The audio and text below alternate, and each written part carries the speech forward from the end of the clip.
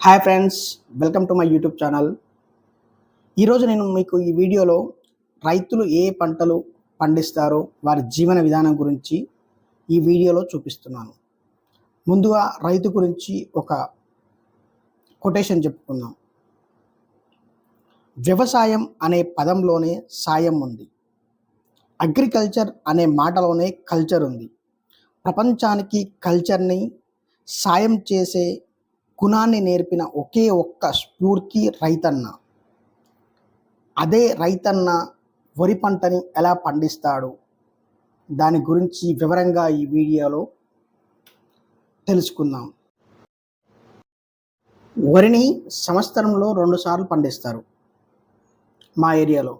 ఇలాంటి వరి పండే కాలాన్ని 2 రకాలుగా ఉంటుంది. ఎట్లా అంటే జూన్ నుండి డిసెంబర్ వరకు పండించిన పంటను ఖరీఫ్ అంటారు.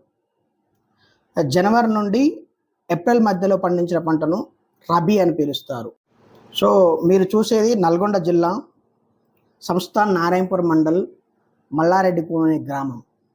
అయితే ఇక్కడ బోరు వేసిన వారు వాటర్ పడితేనేమో వరి పంటలు పండిస్తారు, లేకపోతే వాణిజ్య పంటలు పత్తి, మిరప అలాంటి వాటర్ సహాయం లేకుండా పండే పంటలు, వర్షాధారిత పంటలు పండిస్తారు. అయితే ఇక్కడ దాదాపు అందరూ బోరు నీళ్ళపై ఆధారపడి, మాకు ఎటువంటి కెనాల్స్ అట్లాంటివి ఏమీ లేవు.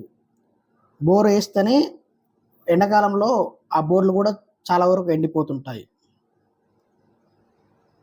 ఇక్కడ నల్గొండలో మేజర్గా పండించేదంటే వరి అండ్ పత్తి. వరి పంట గురించి ఇప్పుడు తెలుసుకుందాం. ముందుగా వరి పండించేందుకు అవసరమైన ధాన్యాన్ని సేకరిస్తారు. అలాంటి ధాన్యాన్ని విత్తనాలు అని అంటారు. ఒక ఎకరానికి 15 నుండి 20 కిలోల వరకు ధాన్యాన్ని సేకరించి ఒక తట్టెలో నీళ్ళతో విత్తనాలను శుద్ధి చేస్తారు. అలా శుద్ధి చేసిన విత్తనాలను ఒక 24 గంటలు నీటిలో నానబెడతారు.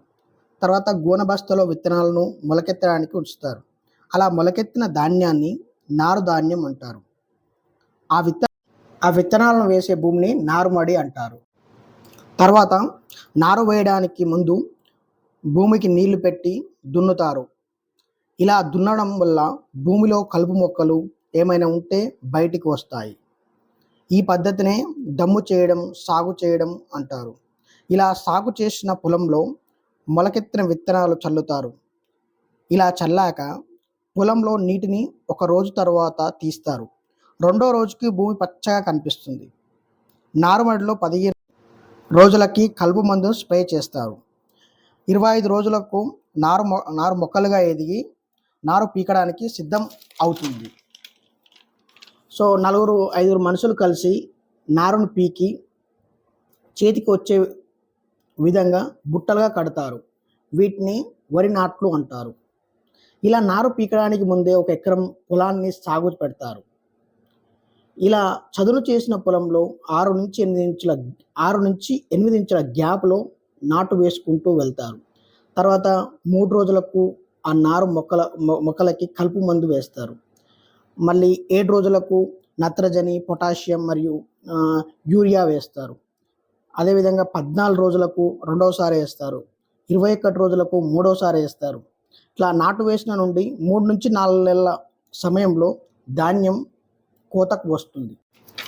కోతకు వచ్చిన తర్వాత వరి గడ్డి వాములుగా వేసి గేదెల దాణకు ఉపయోగిస్తారు.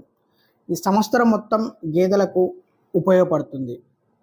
రైతులు ఆల్టర్నేట్ ఇన్కమ్గా పాడి పశువులను పెంచుతారు.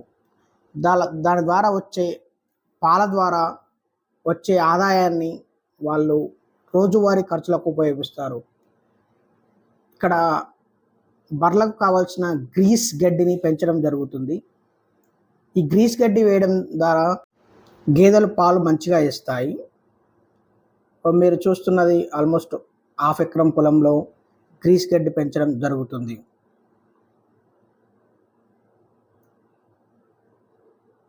పైపులు వేశారు, ఇక్కడ గేదెల్ని కట్టేశారు, పెంట వేశారు పక్కనే. సో ఎడ్ల బండికి గేదెల్ని కట్టేసి అక్కడ గడ్డి వేయడం జరిగింది. ఇక్కడ గేదె మరియు దూడే మీరు చూడడం జరుగుతుంది. ఇది ఎడ్ల బండి.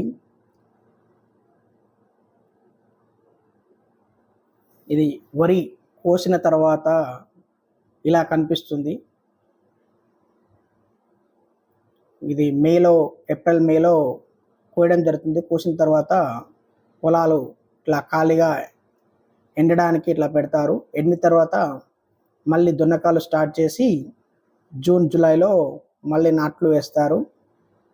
ఇప్పుడైతే మే జూన్ వరకు ఖాళీగా ఉంటాయి.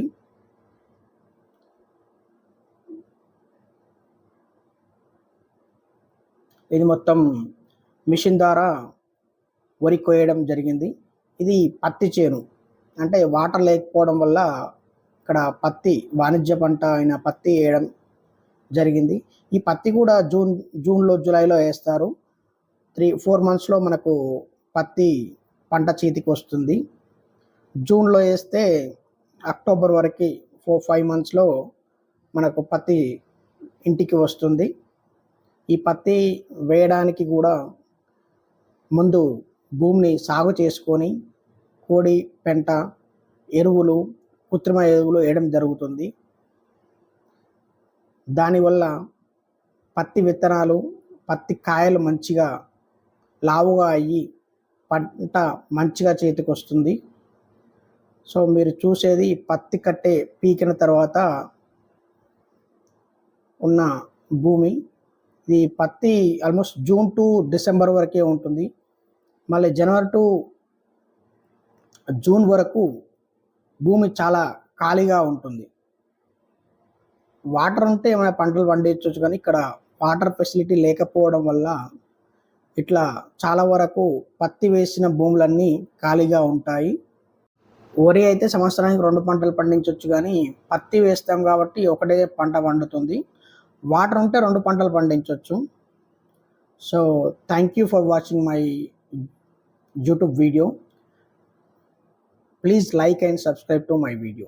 Thank you very much.